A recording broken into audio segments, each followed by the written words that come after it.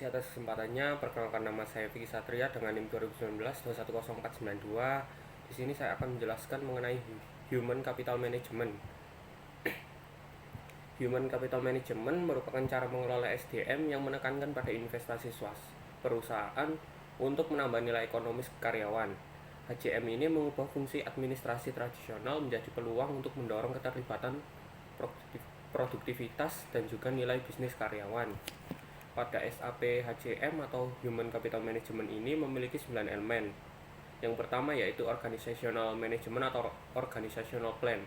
Dalam Organizational Plan ini kita dapat menggunakan manajemen organisasi untuk memetakan struktur organisasi dan pelaporan dengan cepat dan efektif dengan objek organisasi yang relevan. Dalam Organizational Plan ini terdapat 4 unsur, yaitu unit organisasi, menjelaskan berbagai unit bisnis di organisasi kita, beberapa unit organisasi beserta hubungannya, dan membentuk struktur organisasi. Unit organisasi dapat dibagi menurut kriteria fungsional atau regional. Lalu yang kedua, pekerjaan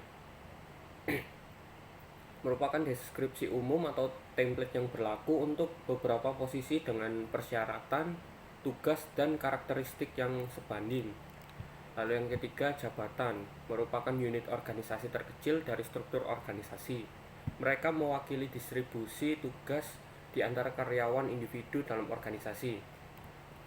Lalu yang terakhir, orang atau person, yang dimana akan menempati posisi dalam struktur organisasi.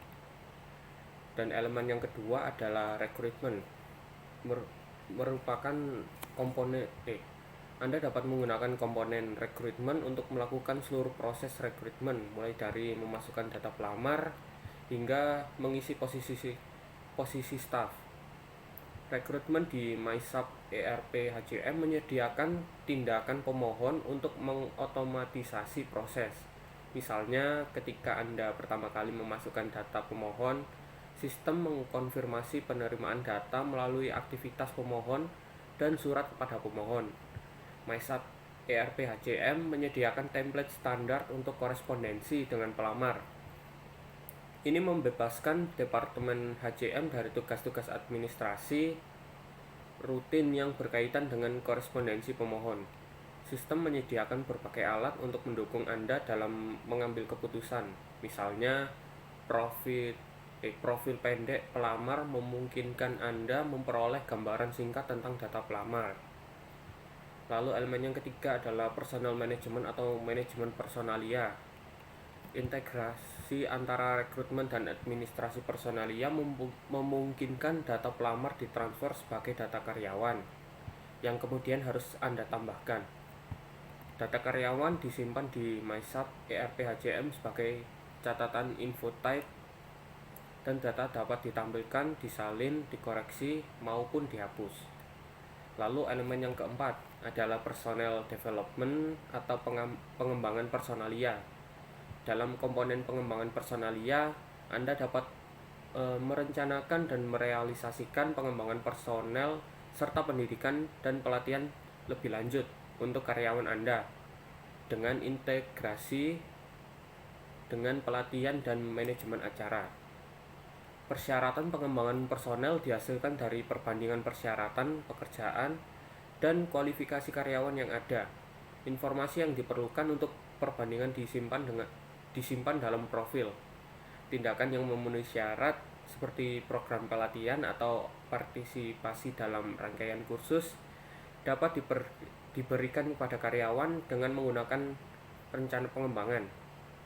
Kinerja dan perilaku karyawan dapat dinilai, yang hasilnya memberikan informasi perencanaan pengembangan karyawan. Lalu elemen yang kelima, pelatihan dan manajemen acara.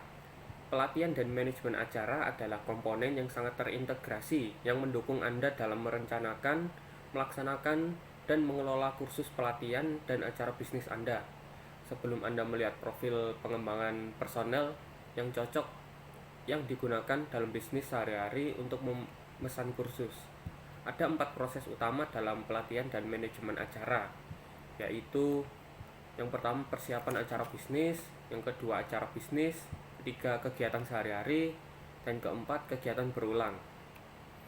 Lalu elemen keenam merupakan manajemen waktu. Komponen manajemen waktu mendukung Anda dalam semua proses yang berkaitan dengan perencanaan, pencatatan, dan penilaian waktu kehadiran dan ketidakhadiran karyawan.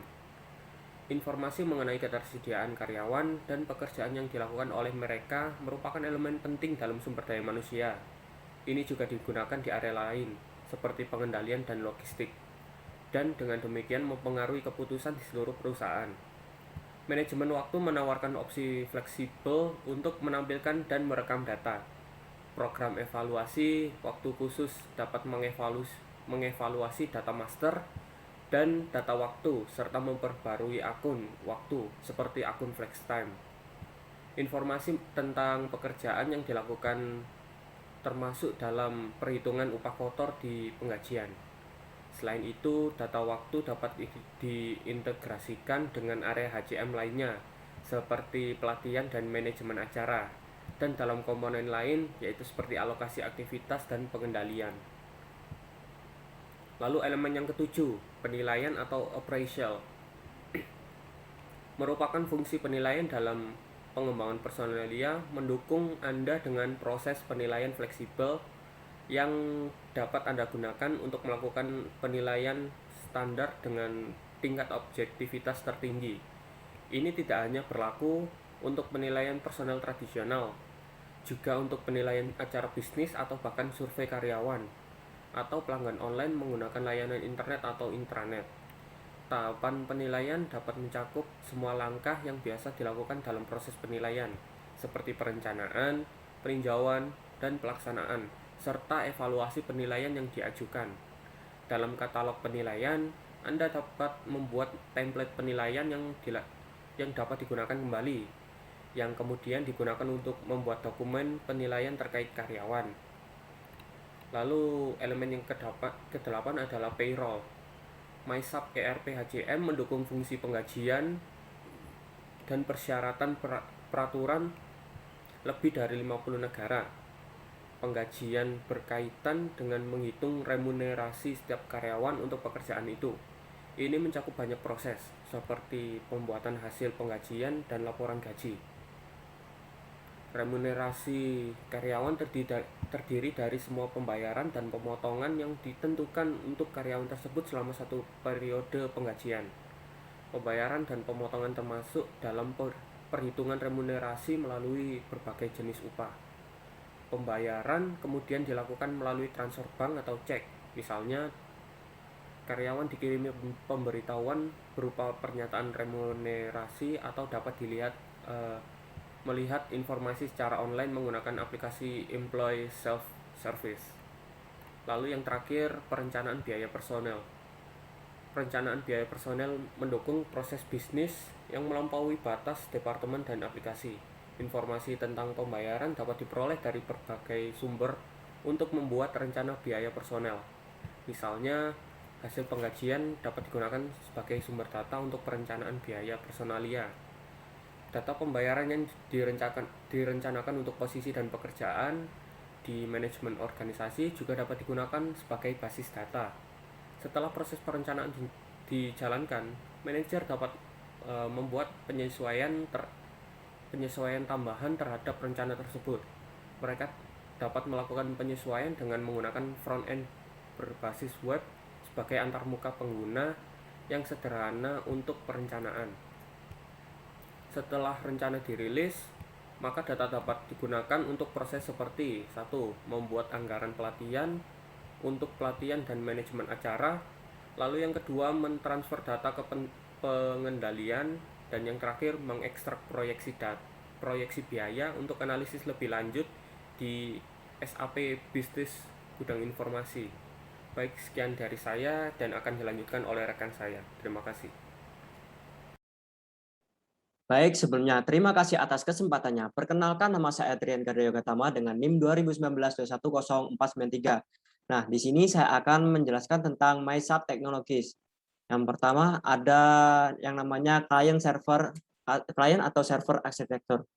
Nah, di sini ada dua jenis tampilan berbeda untuk konfigurasi client atau server. Yang pertama ada hardware oriented view atau server mengacu pada komputer pusat dalam jaringan yang menyediakan data, memori, dan sumber daya untuk stasiun kerja dan klien. Yang kedua ada software oriented view. Layanan dalam tampilan ini adalah layanan yang disediakan oleh komponen perangkat lunak. Nah, komponen perangkat lunak yang sama dapat menjadi klien untuk satu proses kerja dan server yang lain. Nah, yang selanjutnya yaitu single level and multi level configuration. Jadi di sini ada proses yang diperlukan untuk mengoperasikan perangkat lunak dalam aplikasi bisnis. Yang pertama yaitu presentation processes, misalnya menampilkan layar, GUI. Yang kedua yaitu application processes, yang misalnya menjalankan program aplikasi. Yang ketiga ada client database process, misalnya mengelola dan mengatur databasis data.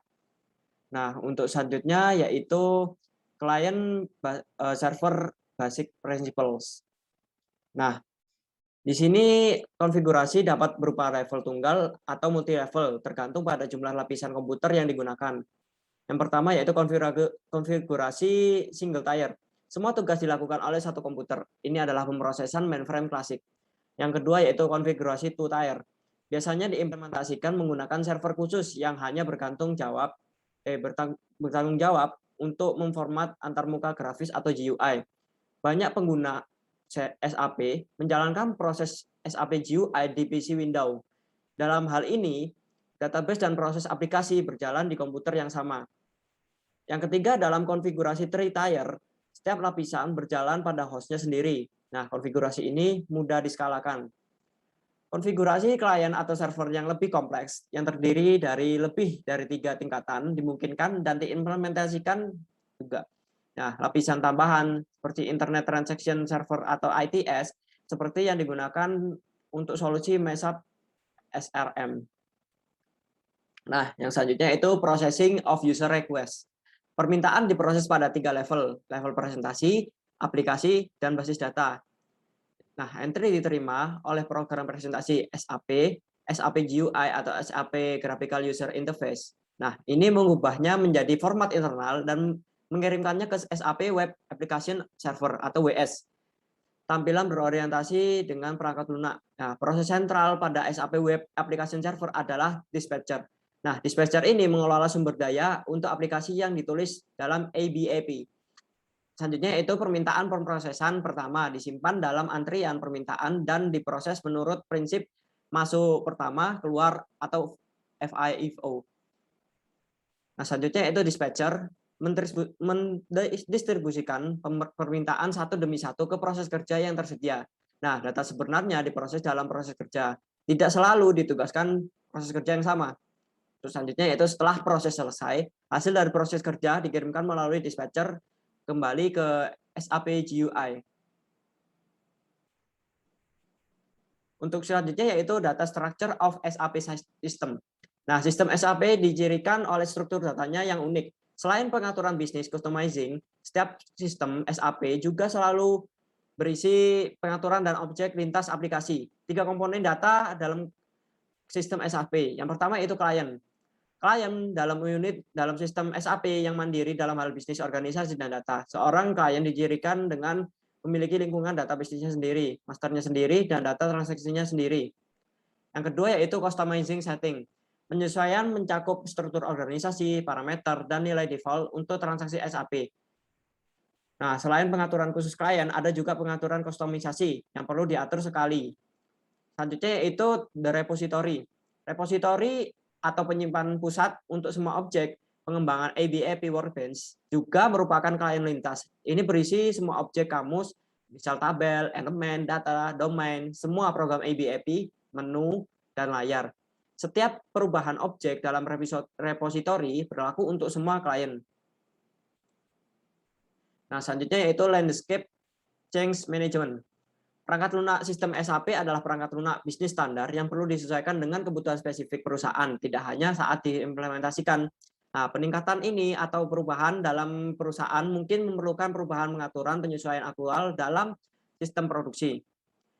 Lalu objek repository tersedia dalam lintas klien. Mengubah objek ini untuk pengujian atau pemeriksaan kualitas memiliki risiko tinggi kehilangan data dan inkonsistensi.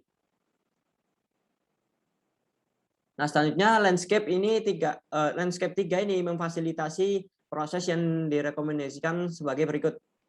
Yang pertama yaitu pengembangan program khusus pelanggan serta penyesuaian yang diperlukan terjadi dalam sistem pengembangan DEV atau DAV. Yang kedua yaitu pengembangan dan perubahan diangkut ke sistem jaminan kualitas QAS untuk diperiksa tanpa mempengaruhi produksi. Selanjutnya yaitu objek yang diuji dan disetujui kemudian diangkut ke sistem pengujian transportasi terakhir adalah ke dalam sistem produksi atau PROD. Nah, transport organizer mencatat perubahan ke objek repository dan mengangkut jika diminta. Pendekatan yang sama digunakan untuk mencatat dan mengangkut pengaturan penyesuaian sebagai permintaan penyesuaian. Terakhir yaitu perubahan pada objek SAP disebut modifikasi. Modifikasi perlu diperiksa terhadap repository, baru yang ditingkatkan. Proses yang memakan waktu ini dapat dipercepat dengan menggunakan asisten modifikasi.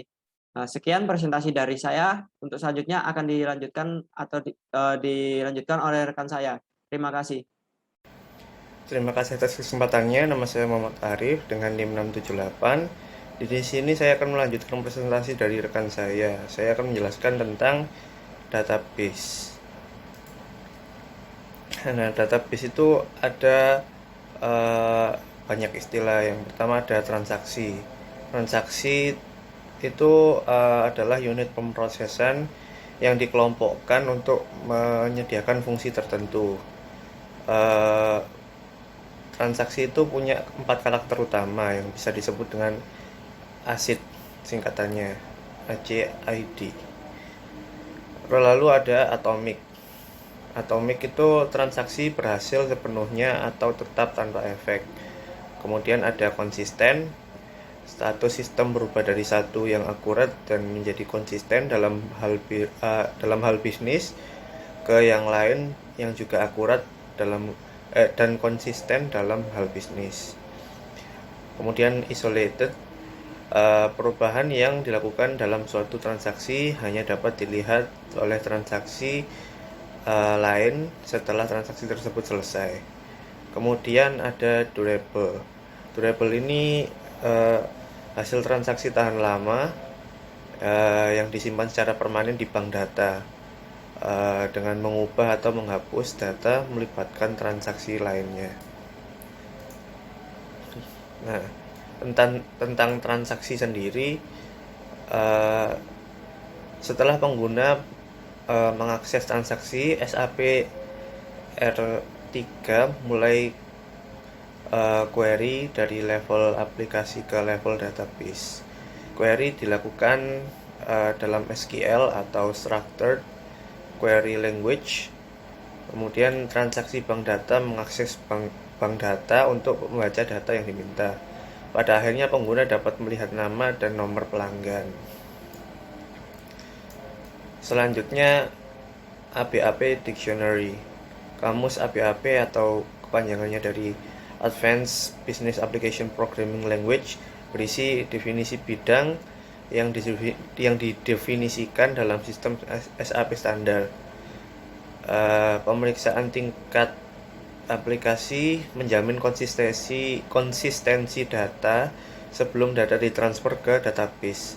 Semua data dan program dalam sistem SAP disimpan dalam database. Field definitions.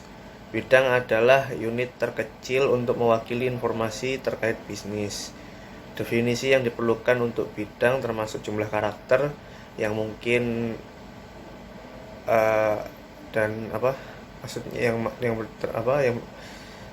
memiliki maksud panjang bidang dan jenis karakter numerik, alfanumerik. Selain atribut bidang dasar, interval angka juga bisa ditemukan untuk bidang tertentu. Kemudian definisi bidang diatur dalam kamus ABAP di ABAP Workbench. Misalnya itu bidang klien itu dibatasi hingga 3 karakter numerik. Artinya kita itu bisa menjalankan maksimal 999 klien dalam sistem SAP. Objek dasar untuk mendefinisikan data dalam kamus ABAP itu tabel, elemen, data, dan domain. Nah, elemen data digunakan untuk definisi semantik atau label bidang dari bidang tabel. Domain itu digunakan untuk definisi teknis seperti jenis bidang panjang dari bidang tabel. Kemudian bidang bukan objek independen tetapi tergantung pada tabel. Bidang itu hanya dapat dipertahankan dalam tabel. Kemudian field definitions in di ABAP dictionary, rekaman data dalam tabel. Bidang di baris yang sama membentuk catatan data. Bidang di baris memiliki hubungan unik atau bisa disebut entitas. Kemudian rekaman data pada gambar memiliki kombinasi unik dari nilai bidang terkait untuk klien, pengguna, dan seterusnya. Dan nilai bidang itu hanya ada sekali dalam sistem. Kemudian generating information. Perintah dalam program aplikasi digunakan untuk membaca dan memproses record data dari tabel. Definisi bidang yang disimpan dalam kamus ABAP itu untuk bidang yang relevan dan deskripsinya diperhitungkan. Sebuah catatan baru dibuat sebagai hasil dari menghasilkan informasi.